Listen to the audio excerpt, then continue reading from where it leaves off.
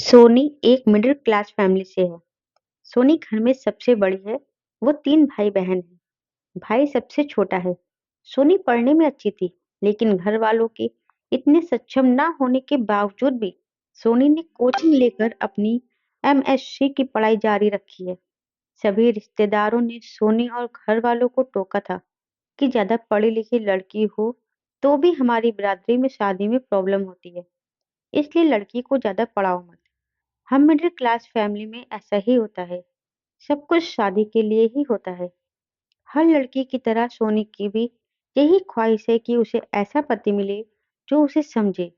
समाज और रिश्तेदार के वजह से अब सोनी के घर वाले भी उसकी शादी की जल्दी करने लगे। शादी के लिए कई रिश्ते भी आए, लेकिन शादी के लिए जब कुंडली मिलाई गई तो किसी भी लड़के की कुंडली से ना मिले। तब घर वालों को चिंता होने लगी।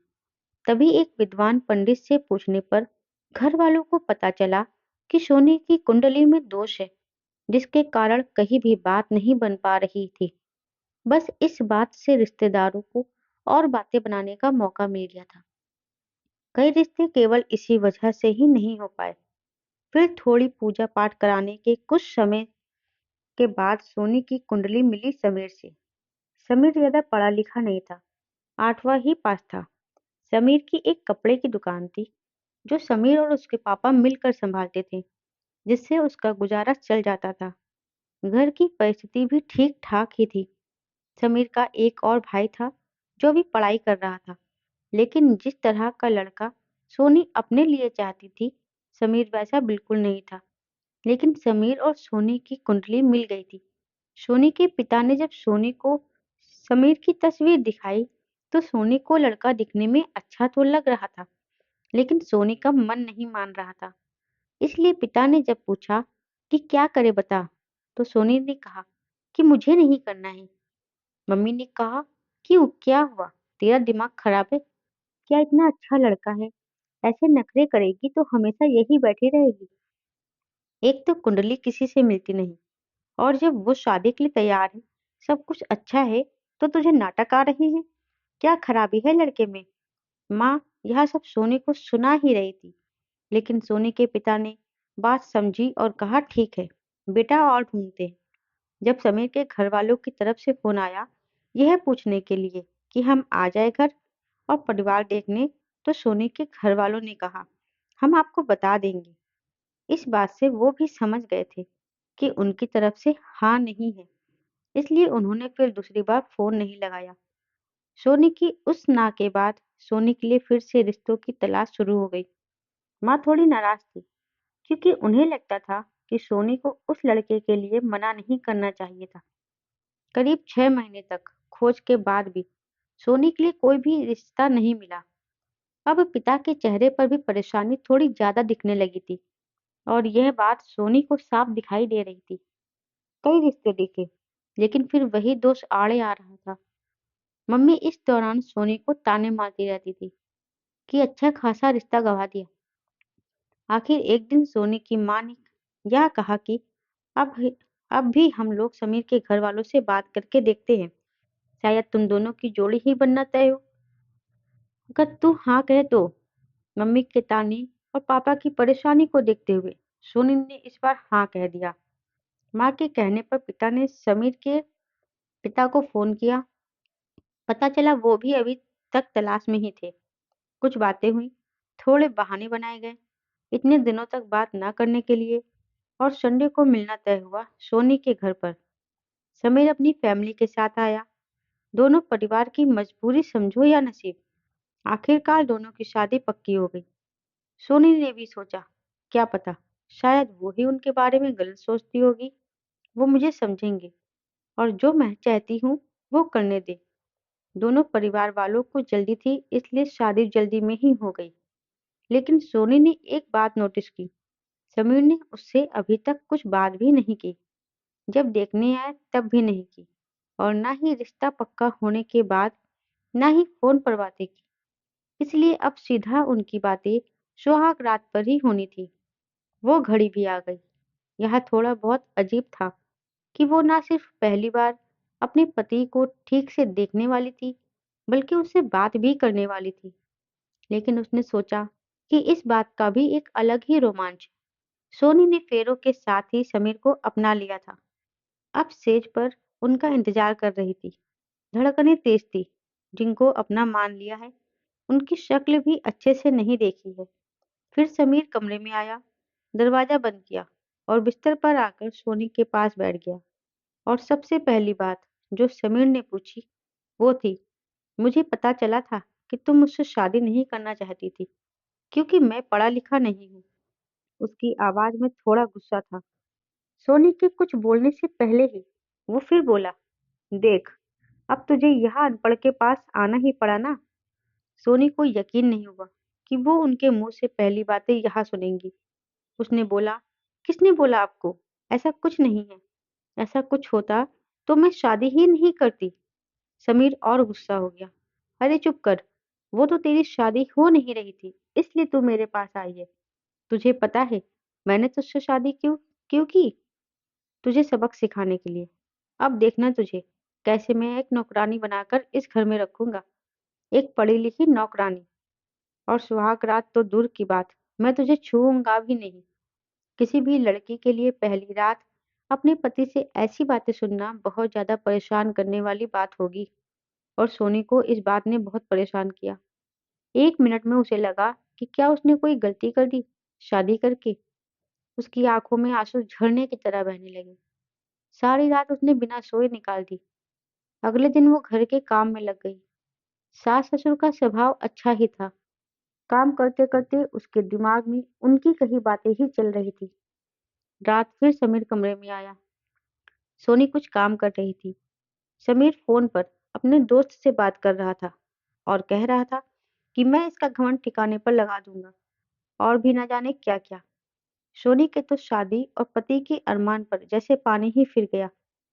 सोनी का जी तो चाहा कि वो अभी घर चली जाए, लेकिन फिर उसे अपने घर वालों की परेशानी का ख्याल आया। फिर कुछ देर चुप रहने के बाद उसने सोचा, वो जो चाहे करे, उन्हें करने देती हूँ, लेकिन मैं अपना काम करती हूँ। तब से वो सिर्फ अपना काम करने लगी, क्योंकि उसके पास कुछ और चारा भी नहीं था। कहीं ना कहीं वो यह समझ गई थी कि समीर उसे दुखी करना चाहता है। अगर वो उसका उल्टा करेगी तो ऐसा दिखाएगी कि उनकी इन बातों से उसे कुछ फर्क नहीं पड़ रहा, तो शायद समीर का यह खेल बंद हो जाए। आखिर पढ़ा लिखा होने से कुछ तो फर्क पड़ता ही है। सोनी ने जीवन की इस सबसे बड़ी चुनौती को भी स्वीकार किया। उसने घुटने नहीं टेके। उसने सोचा कि रोना नहीं है, बातों को ठीक करना है।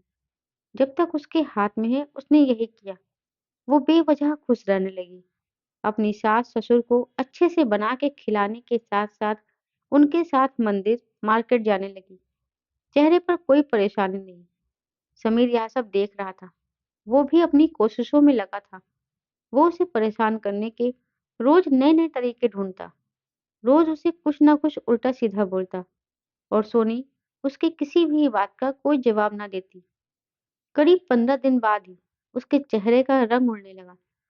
उसे लगा कि सोनी को तो कुछ फर्क नहीं पड़ रहा है, तो वो इसी बात से दुखी होने लगा। इस दौरान उसके दोस्तों से बातें शेयर करना जारी था। सोनी का यह प्लान काम किया। समीर के सब्र का बांध टूट गया। और फिर एक रात जब सोनी कमरे में गई, तब समीर ने दरवाजा बंद किया और जबरदस्ती उसे पकड़कर बिस्तर की ओर ले जाने लगा। लेकिन इस बार उसे सोनी का वो रूप दिखाई दिया जो उसने सोचा भी नहीं होगा। सोनी ने अपना हाथ जोर से झटका मारकर छुड़ाया। कहा कि क्या कर रहे हो आप? समीर जैसे घबरा सा गया। उस दिन सुहागरात पर आप कह रहे थे कि आप मुझे छुओगे भी नहीं, तो लगता है आज आपके उन आवारा दोस्तों ने फिर आपको कुछ सिखाया है, जो आप मेरे साथ जबरदस्ती यह हरकत कर रहे हैं। समीर बोला, मैं तुम्हारा पति हूँ। सोनी ने कहा कि हाँ, आप पति हैं और मुझसे प्यार कर सकते हैं, लेकिन यह प्यार नहीं है, यह कुछ और है। मैं तो आपके लिए ही आई थी, सब कुछ छोड़कर आपके घर आपके साथ रहने, लेकिन आपने आते ही मुझे नौकरानी बना दिया। सबक सिखाने की बात करने लगे। अब आप मुझे तब तक नहीं छू सकते जब तक मैं नहीं चाहती, और जब तक मुझे नहीं लगता कि आप मुझसे सच में प्यार करते हैं। ऐसा कहकर सोनी वहां से चली गई। कुछ दिन ऐसे ही बीतने लगे। सोनी को पता था कि समीर का गुस्सा उस गलतफहमी की वजह से है, मेरी उस ना की वजह से। लेकिन उस बात से आगे बढ़ना होगा। समीर बुरा इंसान नहीं था। उस रात के बाद वो सोनी से नजरें भी नहीं मिला पा रहा था। चुपचाप रहने लगा था। समय बीतते गया। शादी को 6 महीने हो गए थे। सोनी अब समीर को परख रही थी और इस दौरान उसे समझ आ गया था कि समीर कैसा है। एक ही घर में रहकर अपने ही पति के साथ ऐसे रहना अब उसे भी चुभने लगा।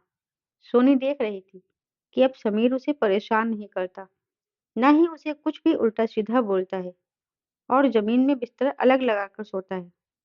इस तरह काफी दिन गुजरने के बाद सोनी को अब समीर पर दया आने लगी। तभी एक दिन समीर रात का खाना खाकर अपने कमरे में जमीन पर बिस्तर लगाकर लेटा ही था कि सोनी आ गई और उसी के पास जाकर बैठ गई। समीर हड़बड़ाकर उठ बैठा और थोड़ा पीछे खिसक गया और बोला, तुम यहाँ क्यों बैठी हो? कोई बात? उस पल सोनी को समीर की आंखों में कुछ बदलाव दिख रहा था। समीर कुछ दिनों से बहुत उदास उदास सा रहता था। इसलिए सोनी ने समीर का हाथ पकड़ा और उसे छेड़ते हुए कहा कि आप क्या सच में अब बदल गए हैं? उस दिन के बाद से आपने मुझे परेशान नहीं किया।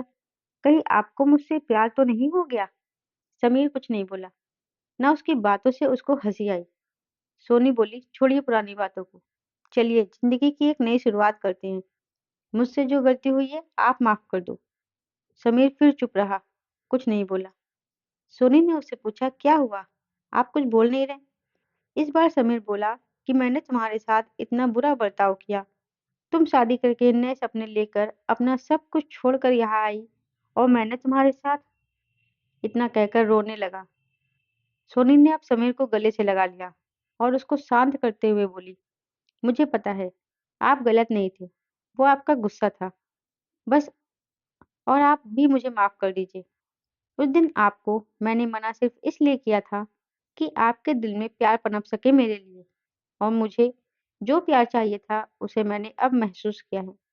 इसलिए अब पुरानी बातें भूलकर आज से हम लोग नई शुरुआत करेंगे। समीर बोला, तुम मुझे माफ कर पाओगी? सोनी ने बोला, हाँ, मैंने आपको माफ कर दिया है। एक दूसरे से बात करने की ही देर थी। उस रात से उनकी नई शुरुआत हुई। दोनों को लगने लगा कि वो एक दूसरे के लिए ही बने हैं। आज समीर और सोनी बहुत खुश हैं। दोस्तों, एक गलतफहमी हमारे जीवन में बहुत बदलाव लाती है। तो आप किसी भी गलतफहमी का शिकार हो तो आपस में बात कीजिए और उसे सुलझाइए और अपने रिश्ते को टूटने से बचाइए। दोस्तों, कहानी अच्छी लगी हो तो वीडियो को लाइक और शेयर करें। आगे ऐसी कहानियां सुनने के लिए मेरे चैनल को सब्सक्राइब जरूर करें। धन्यवाद।